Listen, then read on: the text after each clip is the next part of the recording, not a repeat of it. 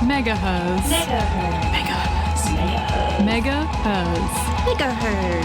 You're listening to Megaherzzz on 4ZZZ. You're listening to Megaherzzz on 102.1 FM 4ZZZ. Well, we're in for a big, wonderful show today on Megaherzzz. I have a wonderful special guest phoning up. They were going to come in, but I have not been feeling 100% and didn't want to spread the flu this season. So we're going to have a phone interview. But before we get on with the show, I would like to acknowledge that we are broadcasting from the stolen lands of the Turrabul and Jaggera people. Sovereignty over this land was never ceded, and we stand in solidarity in the fight for justice. Always was, always will be Aboriginal land. We have made a commitment on this show to document and talk about the women killed in Australia every week. So if you need to tune out for your own self-care, please do so for the next 5 minutes. It's incredibly hard to hear, and please look after yourself. Yes, there is news this week which is horrific and so upsetting. So this last week, 3 women have been killed in Australia. One woman was named Diane Turner Harkis. She was a grandmother, a mum, an auntie, a friend. She was a woman with a whole lot of living and loving to do. She is a woman erased. She was killed in her home at Battle Bay, New South Wales on August 24th. She matters. Diane Turner Harkis matters. Another woman was killed in Darwin. She was 31 years old. We're not disclosing, well, Sherele Moody did not disclose her name because she is an Aboriginal woman. She was killed in the Darwin suburb of Driver on September 16, and her 32-year-old partner is charged over her death. He was also in breach of a domestic violence order. Sherele Moody made a point that this woman's death has been horrifically undervalued and in the media, and the media have been purposefully focusing on the wrong elements of this, not on the woman whose life has been taken, the beautiful woman who deserves to still be alive, but on alcohol and on factors that are not relevant. And this is something that always happens in the media, especially surrounding Aboriginal women's deaths. And Sherele Moody says that every time an Aboriginal woman is murdered in our country, the police and media bend over backwards to needlessly highlight factors they refuse to discuss in the murders of white women. She also said the factors they are so keen to headline are often present in other violent deaths, constantly making them the key focus of press conferences or news articles reinforce racial stereotypes. And so other people think less of the victim.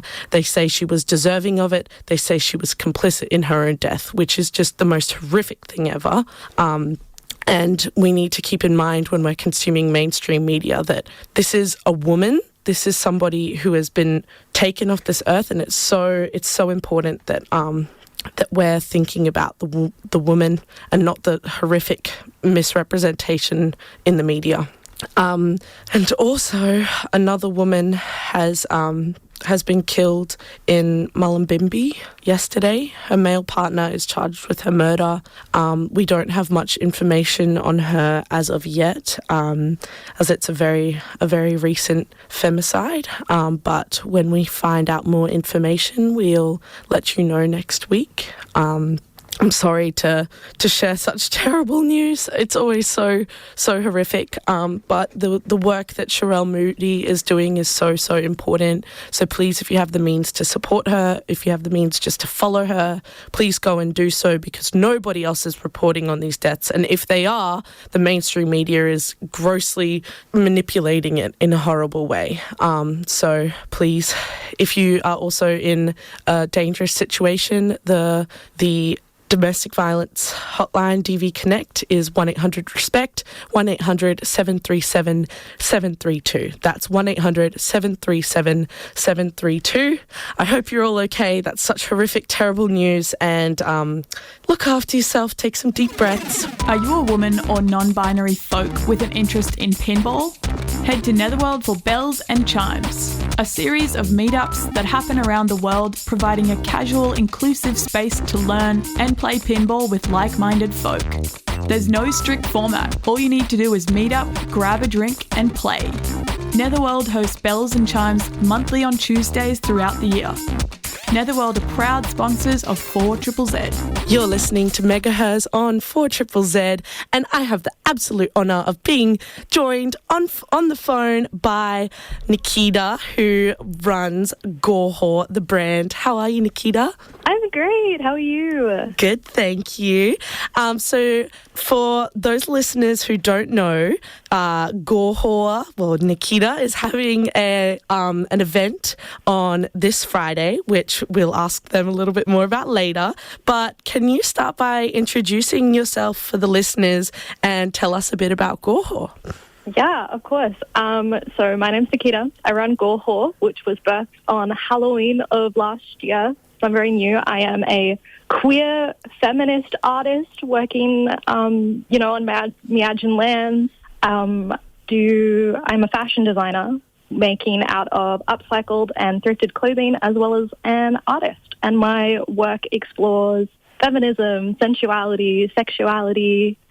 Yes, that's me. So good and so on brand for this show.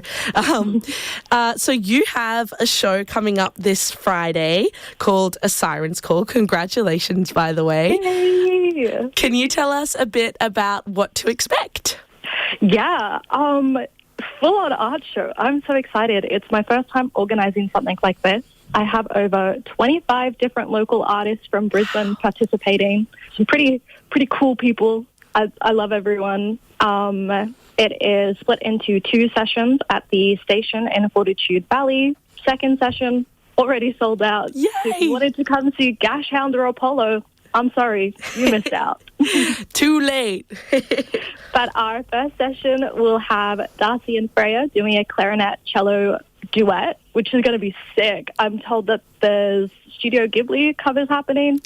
Very cool. Then we have the band Margaret, which consists of August and Lainey. I love them. It's going to be so great. Cool. And then we have Plain Jane. Awesome. What a lineup. I'm so excited. Just organising this to see my faves, really. Well, why not? And see all of your favourite artists too. Yeah. I know that this always puts organisers on the spot and it's hard, but can you tell us about some of the artists whose work you're really excited for? And all of those artists out there listening, you can't say all 25. Oh my God. First one that springs to mind is Brie McGirl, who is doing clay sculptures and actual oyster shells, which will resemble vaginas. Cool. It's going to be so sick. We also have Kiz Karan, who I'm sure you know very, very well. Very excited to see their clay piece. Oh my God, I've blanked on everybody in this show. That's Mako okay. Jewelry, I love their jewelry. Same with House of Gaia. It's going to be so sick. So cool. And are you making something? Or just putting the show together? No. Of course I have an artwork in it. I'm doing digital art, which will also have physical elements. I'm going to use hair. It's going to be very cool. I'm also doing poetry. And are you performing poetry in both of the 2 sessions? That's the plan. Okay, good. That's exciting. So everyone who gets a ticket will get to see your poetry. Yes. Okay. Whether that's a good or a bad thing. I think it's a good thing. So what inspired A Siren's Call as the theme? I really love mermaids, first of all. Fair enough. I think it's so indicative of this idea of femininity, and almost I feel like it's a big thing in lesbian culture as well. So I thought it would be really cool to put a show together inspired by that. And it just kind of kept snowballing from there. And somehow most of the artists in the show are queer. So it's a lot of queer siren art, and it's just really cool. That's so exciting. Oh, that's going to be awesome. Nikita, can you tell us about this year-long journey? Well, I'm sure it goes beyond a year, but can you tell us about the journey of Gore Whore as a creative exploration? Yeah, it's been an insane year. Oh, my God. I've basically been creating since I popped out of the womb, and Gore Whore actually started as a uni assignment last year. I study fashion, and we did a pop-up store, and I created this brand then, and I've just kept going with it, and I've had so much fun. Gore Whore actually is named after a critique of a Sigmund Freud theory, which I think is so funny. It's the Madonna versus whore theory, if you don't know, which basically he was like, men can only perceive women as like the Madonna, which is the perfect housewife, or a whore. And I basically was like, well, I'm neither and I'm both. Stupid. I'm going to name myself after that. Yes. And I thought that was funny. That's so cool. And you are a super prolific artist. If anyone follows Gore Whore, well, everyone should go follow Gore Whore right now. But anyone who follows you can see how prolifically you make, and it is so wonderful to watch. It feels like such an honor to see how much you're making. How do you just continually have motivation to create, or is that just in your nature? It comes and goes. It's the ADHD. I have a lot of different hobbies. I've just kind of kept going this year because I've been so motivated by meeting so many different people in the community and being surrounded by like so much support. It's been crazy. So of course I'm going to be motivated, you know? Yes, it's good. It's good to have people around you pushing you constantly. And I think the Brisbane creative scene is so good for that. Yeah, absolutely. Yeah, my family is so understanding. They're all creatives as well. So it's just one big collective of creatives. And that's really pushed me to try my best. That's fantastic. So good. So you are also hosting a fundraising auction through this A Siren's Call for Sherele Moody's Red Heart Foundation. Can you tell us a little bit about that? Yeah, of course. I think the work that Sherele Moody has done is so important, and I want to support that any way that I possibly can. I actually first learnt about her from my mum, who said that it would be a good charity to fundraise for. So shout out Leanne. So it will be an art auction that will start from the date of the art show and continue for a week. So many talented artists have donated work to this. So if you want to snag any pieces and send some money to a good organisation, feel free to bid. Fantastic. And Sherele Moody has got her fundraising for the house that she's just purchased that is turning into a safe haven for women fleeing domestic violence. So that is a fantastic charity to support. It's like actually seriously going immediately to women in need, which is, you know, good on you, Nikita, because that's such an important cause to go towards, and how wonderful that art gets to contribute to helping women in need. Yeah, absolutely. I'm just excited to do my part, and I know everybody else involved is too. So where can people find that auction, but also tickets? Can you plug that for us, please? Yeah, absolutely. So my Instagram would be the best place to go to find everything. You can find me on Instagram at Gore Whore Brand. I will be posting all the information about the auction on this Wednesday, but tickets can be purchased in my bio. So exciting. And is there anything else that you would like to talk about before we wrap up? Oh my gosh. Just come see the show. Come see the show. Come see the show. Come see the show. Yay! So exciting. So this Friday at the station, what time does the first session start? So the first session will run from 3 p.m. to 6 p.m. and the second from 6:10 to 9:10. So exciting. Thank you so much for joining us, Nikita. It's such an honour. And if you ever have any other art shows coming up, please come on to Megaherzzz again. Thank you so much for having me. No problem. Yay. One last thing. Thank you so much. Go follow Gore Whore and come to their show this Friday. Thank you so much. See you next week. Isn't that what feminism is about?